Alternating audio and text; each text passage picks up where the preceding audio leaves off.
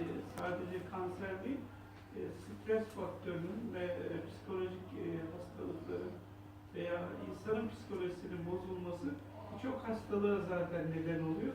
Hatta doktorlarımız hani bir teşhis veya tanıya ulaşamadığında senin sorunun psikolojik diyorlar. Evet. Biliyorsunuz. Yani, Doğru. Yani her şey son zamanlarda artık bizler böyle bütün doktorlarımız genelde artık hiçbir şey bulamayınca vallahi psikolojik senin durumun git biraz hani psikolojini iyileştir, duaya çık falan diyorlar. Öyle değil mi? o Psikolojiye yüzden bağlı. Evet. gerek hastalığa yakalanmış olsun, yakalanmadan önce olsun, hatta yakalanmaması için birçok tıbbi hastalığın nedeni stres faktörü olduğu için çok önemli. Hani insan psikolojisinin, motivasyonunun, moralinin yüksek olması hastalığa yakalanmamasını veya hiç yakalanmamasını sağlar ki yakalanmışsa bile öğrenilmiş